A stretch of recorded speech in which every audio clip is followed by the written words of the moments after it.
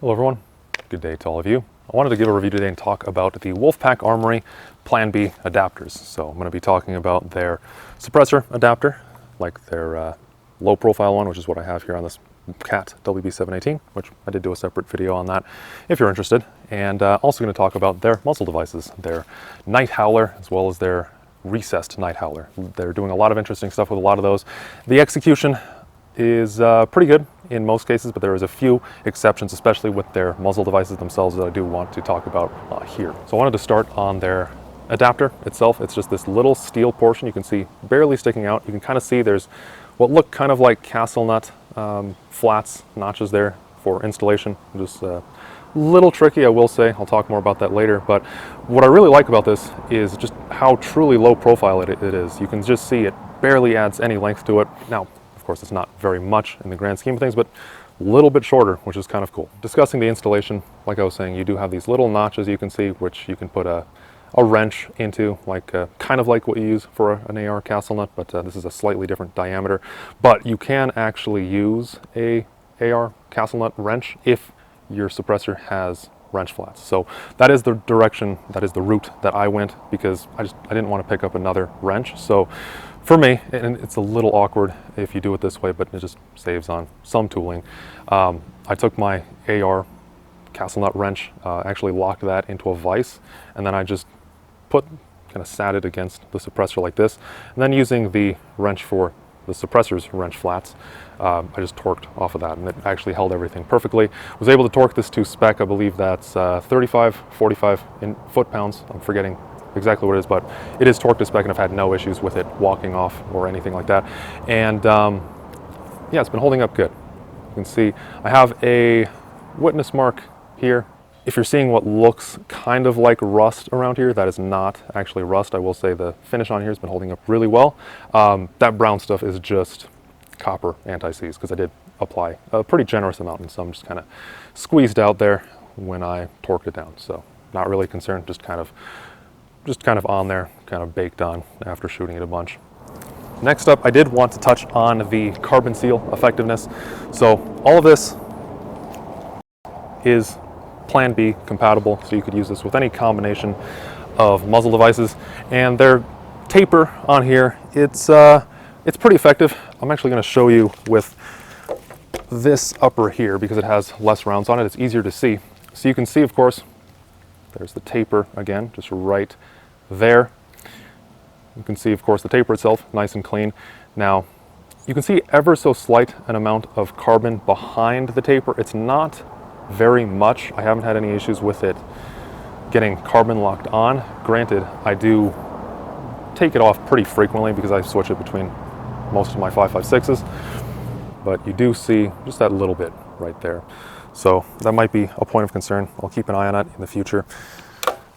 For a muzzle device that has a much higher round count, where it's a little bit harder to see how the carbon is kind of progressing on here, you can see this one. I have about 500, 600-ish rounds with this one.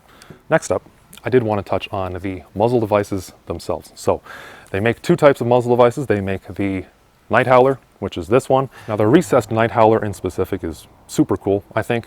As the name implies, all they do is, instead of having your standard shoulder right here, they just mill this out further, and the actual shoulder is right around here.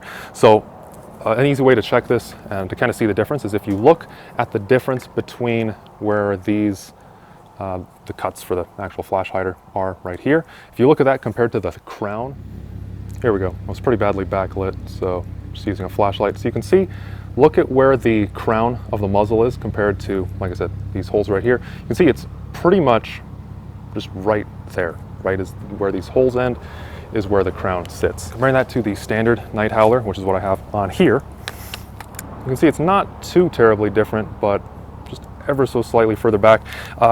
It's about 0.3 inches if you are interested in the exact measurement, which it doesn't sound like much, and it's definitely not. But like I said, you have a little bit less with their low profile adapter here.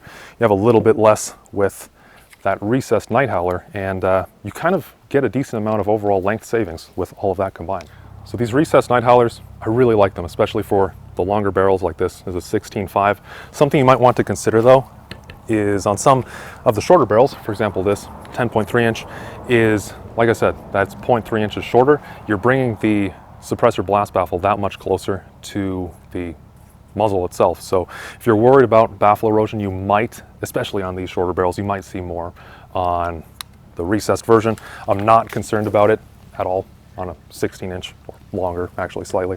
But yeah, something to keep in mind when you start getting shorter.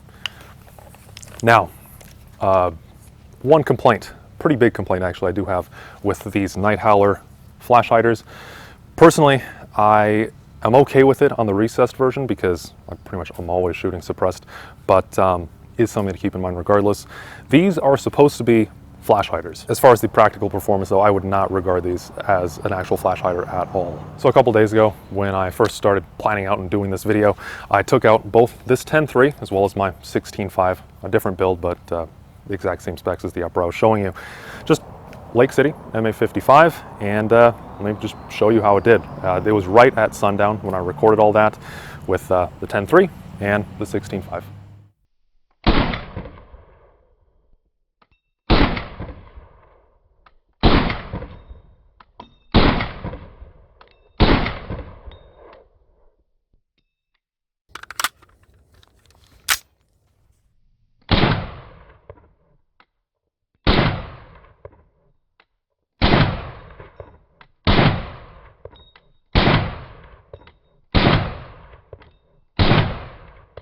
And also I did test the precision with this Night Howler install just to see, because some muzzle devices can negatively impact accuracy. Rarely they can also improve it, but I just tested it. So the rifle you're seeing, this is my HK416 with MR556 characteristics, and I'm just shooting it with 69 grain Sierra Tip Match King. Reason I'm using this ammo is because it usually shoots just barely sub MOA, but the nice thing is that these are hand loads and they always shoot about that. There's already 2 rounds just on the edge of the target from adjusting to 0. Should be pretty close to the bullseye now, so you can measure the precision that way.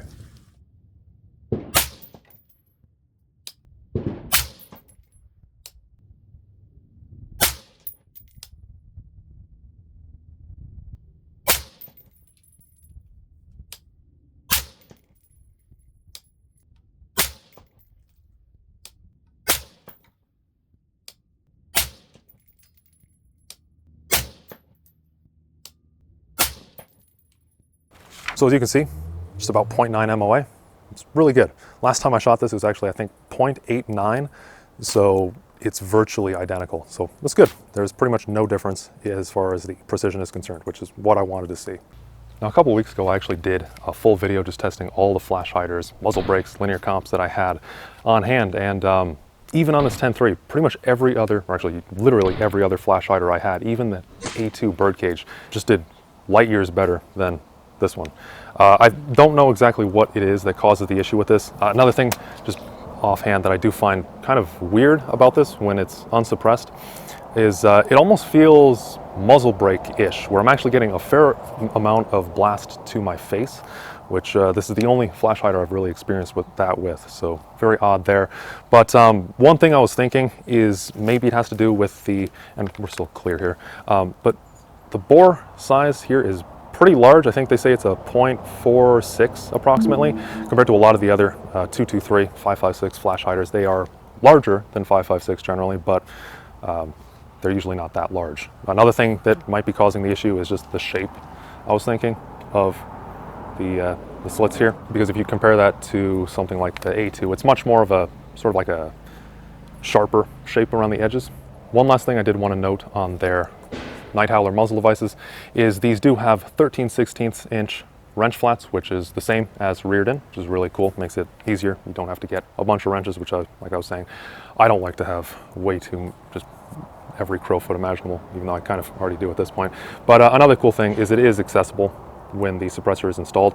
So on the off chance that this does get carbon locked and it's so tight that it starts to unthread the muzzle device, you can put a 13/16 wrench right there and then undo the suppressor with a separate wrench. So that is well thought out.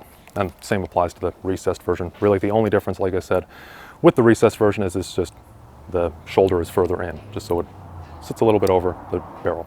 So for these Wolfpack Armory adapters, I would absolutely recommend their low profile actual suppressor adapter itself. That works really well. I would recommend their recessed Night Howler just on the condition if you are going to absolutely always shoot it suppressed. Personally, I do like having, the fact that it does shorten up the overall length just that little bit. And since I always shoot suppressed anyway, it's not the biggest loss in my opinion, but I think if you're going to go with their standard Night Howler, since it has such poor flash performance, I would definitely look for something else. And in my case, I'm probably, even though yeah, I do shoot this one pretty much exclusively suppressed, I'm probably going to look for something different as well, just because there's really no benefits to using this standard Night Howler. Thank you all for watching. Hopefully you found this informative, learned something new about these Wolfpack adapters, and if you have any other questions, feel free, leave those in the comments below, or any other just regular comments or your own experiences. Always love to read those too. Hope you all enjoyed. Take care, and I hope to see you all in the next one.